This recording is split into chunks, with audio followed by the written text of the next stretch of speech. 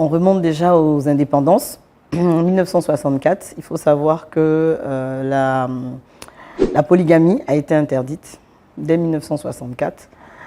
Et ensuite, les femmes étaient encore sous tutelle de leurs époux, à savoir qu'elles ne pouvaient pas passer d'actes toutes seules, elles ne pouvaient pas travailler sans l'autorisation de leurs époux, elles ne pouvaient pas ouvrir de compte bancaire sans l'autorisation de leurs époux. Je parle de la situation de la femme mariée. Une femme célibataire, bien évidemment, avait ces droits-là. Mais dès l'instant où vous vous mariez, vous passiez sous la tutelle de votre époux. 1983, grand chamboulement, grande réforme, qui vont donc justement, comme je vous ai dit, avec les réformes internationales, puisqu'en 1977, nous avons eu la journée justement internationale des droits de la femme. Et donc 1983, grande réforme en Côte d'Ivoire, qui, les lois permettent enfin aux femmes d'exercer une profession sans l'autorisation de leur époux, d'ouvrir un compte en banque sans l'autorisation de leur époux. Et mieux, nous avons eu la permission, ou nous avons eu la faculté, en tant que femme mariée, d'opter pour un autre régime que celui de la communauté des biens, qui est le régime de la séparation des biens. Donc c'est en 1983 vraiment qu'on a eu cette grande réforme-là, qui a été vraiment un grand bouleversement juridique pour les femmes. Ensuite, évidemment, entre-temps, il y a eu différentes lois, mais pour rester dans les grandes réformes, il a fallu attendre 1998 déjà, une première grande réforme qui a modifié le divorce et qui a permis, en plus du divorce pour faute, un divorce par consentement mutuel. Voilà, donc c'était quand même un changement favorable, car les divorces pour faute cristallisaient beaucoup de tensions entre les femmes et les hommes, et puisqu'il fallait nécessairement démontrer la faute de l'autre pour pouvoir s'en séparer.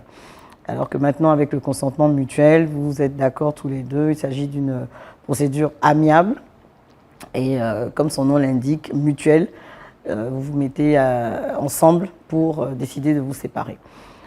Une autre réforme importante au niveau de l'évolution des droits des femmes est intervenue en 2013. Je vous ai dit tout à l'heure 83, 2013, grande réforme qui supprime la notion de chef de famille. C'est-à-dire que le mari, depuis 2013, n'est plus le chef de la famille, c'est la gestion conjointe des époux. Donc ça, c'est une grande réforme, puisque avec la suppression donc, de chef de famille, ça entraîne évidemment une cascade d'autres réformes dans d'autres domaines, notamment en matière fiscale, où la femme mariée maintenant peut bénéficier des parts dues à son statut de femme mariée et aux enfants qu'elle aura sur sa part d'IGR. Alors qu'avant, en tant que célibataire, elle ne pouvait pas en bénéficier. Donc ça, c'est une grande réforme aussi. On a eu des grandes réformes en 2019, où là, c'est le droit de la famille qui a été vraiment réformé, notamment donc, la filiation, le mariage, les successions, etc. Je vais vous donner juste quelques exemples pour que vous preniez la mesure de cette réforme. Par exemple, la filiation. Aujourd'hui, un enfant peut être reconnu par son père et sa mère, peut porter le nom de ses deux parents. Voilà, il est reconnu par le père, mais il peut porter aussi le nom de sa mère. La loi le permet. Et le père peut reconnaître l'enfant à tout moment. C'est-à-dire que la mère accouche, elle déclare son enfant. Si le père n'est pas là, il peut venir quelques mois après reconnaître son enfant au niveau de l'état civil. On n'a plus besoin de dire, comme il n'a pas déclaré dans les 3 mois, il ne peut pas. Non, il peut venir reconnaître son enfant à tout moment. Donc ça, c'est quand même une grande avancée. Ensuite, au niveau du mariage, il faut savoir que le mariage aujourd'hui, à 18 ans, dès qu'on a 18 ans, on peut se marier, tout à fait légalement, sans le consentement de ses parents. Il suffit qu'on ait 18 ans. Donc c'est important à savoir, surtout pour les parents. Sachez que vos enfants à 18 ans, ils peuvent se marier sans votre consentement. Une grande innovation aussi au niveau du mariage. On a ajouté un régime matrimonial. Je vous avais dit qu'il y avait le régime de la communauté des biens, de la séparation des biens. Aujourd'hui, il y a le contrat de mariage qui est possible aussi. Et aussi donc en matière de succession, car aujourd'hui le conjoint qu'ils soient mariés sous le régime de la séparation des biens ou de la communauté des biens, héritent d'un quart des biens du défunt. Aussi bien l'épouse que l'époux, voilà, que le veuf que la veuve, hérite donc du quart des biens du défunt. Et un point aussi qui est important à relever, c'est le point sur la dot. Le point sur la dot qui n'est plus pénalement répréhensible, parce qu'avant la dot était une infraction pénale, mais depuis 2019, la dot n'est plus une infraction pénale. Cependant, elle ne donne toujours pas d'effets légaux à l'union qui se fait sur une dot. C'est-à-dire que si vous avez fait juste la dot, ce n'est pas légalement reconnu comme étant un mariage. Ni les mariages religieux, ni les mariages coutumiers, aucun de ces mariages-là ne sont reconnus comme étant des mariages légaux.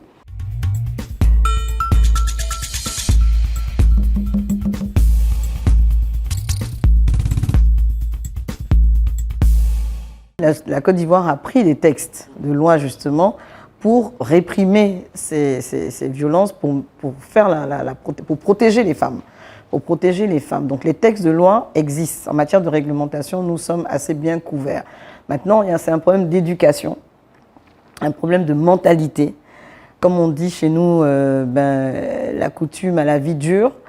Et nous avons ces problèmes socio-culturels qui sont vraiment des vrais freins, des vrais blocages pour l'évolution de certains droits des femmes, et notamment en matière de violences basées sur le genre. Parce que c'est vrai, vous avez les violences physiques, où là, c'est la force physique de l'homme qui s'exerce sur la femme. Là, je pense que c'est un problème d'éducation, parce que si on éduque nos enfants, nos garçons, dès le bas âge, à respecter la femme, à savoir que le corps de la femme, ce n'est pas un tam-tam, ça ne leur appartient pas, il y a des comportements qu'ils n'auront pas. Donc l'éducation, à la base. Ensuite, il faut savoir qu'il y a dans les violences basées sur le genre, il y a des pratiques comme les mutilations génitales féminines qui sont interdites aussi par la loi, mais que certaines coutumes imposent aux femmes. Voilà.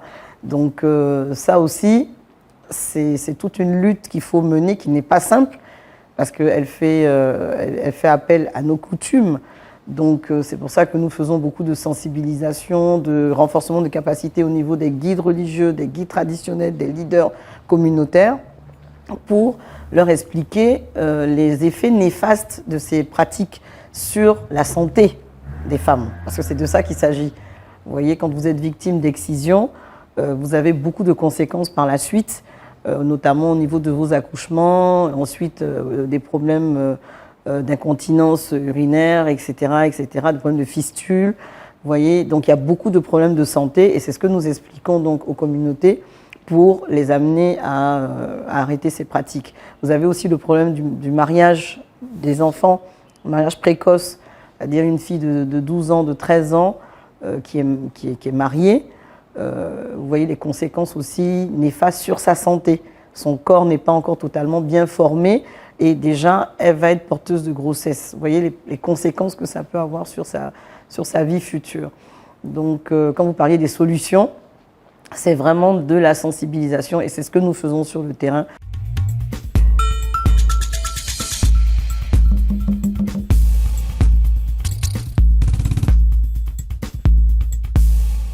Nous sommes une association qui existe depuis 40 ans et qui a ce qu'on appelle des cliniques juridiques, qui sont des centres d'accueil, des centres d'écoute pour les femmes, pour les populations, des centres dans lesquels nous recevons donc les femmes gratuitement pour lesquels nous donnons des conseils, nous leur donnons des conseils, nous les orientons et voilà, nous les assistons. Et donc nous sommes sur toute l'étendue du territoire de la Côte d'Ivoire. Et bien évidemment, je dis nous encore parce que nous ne sommes pas seuls. Il y a beaucoup d'ONG, d'associations qui œuvrent en matière de droits des femmes, en matière de santé sexuelle, reproductive, en matière de droits de l'homme tout simplement. Et c'est pour ça que je dis nous, parce que c'est tous ensemble en fait que nous menons ce combat. Nous avons une plateforme notamment pour la lutte contre la violence basée sur le genre, une plateforme dans laquelle même se trouvent les forces de l'ordre, les corps habillés, les institutions, le ministère de la femme, de la famille et de l'enfant.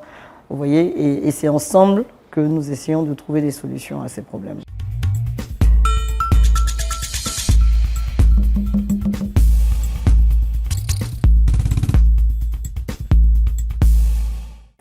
à fait, c'est une vraie réalité. C'est une vraie réalité, mais parce qu'il faut savoir déjà qu'on a presque la moitié de la population qui est encore analphabète. Nos textes de loi sont en français. Même ceux qui parlent le français, il faut pouvoir comprendre les textes de loi, c'est pas évident.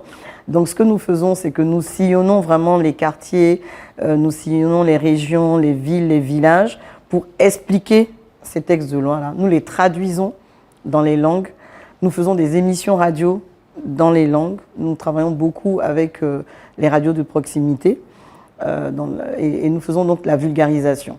Mais nos moyens ne sont pas très importants non plus, donc on n'arrive peut-être pas à toucher toute la population, mais grâce à des émissions aussi comme la vôtre, ça nous permet aussi de faire cette vulgarisation du droit.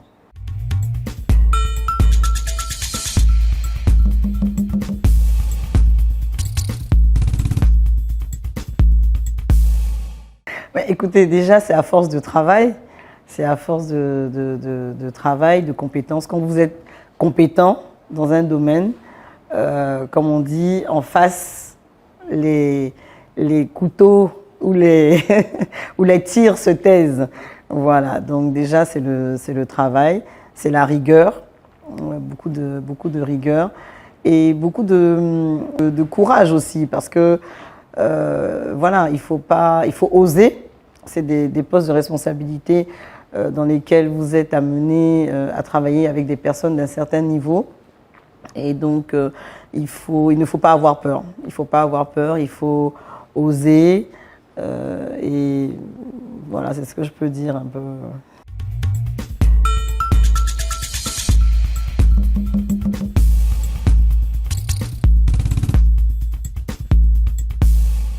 Alors, ce que cela m'inspire réellement, je ne vais pas dire de la frustration, mais presque, parce que c'est dommage qu'on soit obligé d'attendre de faire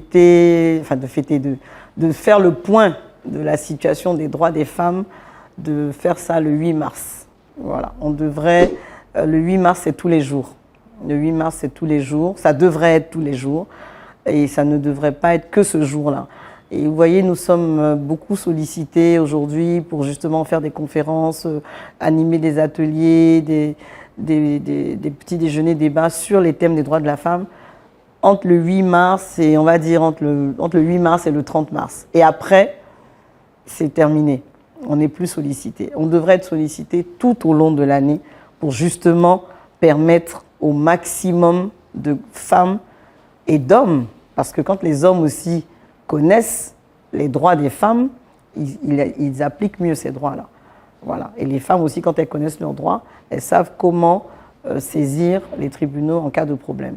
Donc, c'est une journée qui devrait être étendue à toutes les journées de l'année.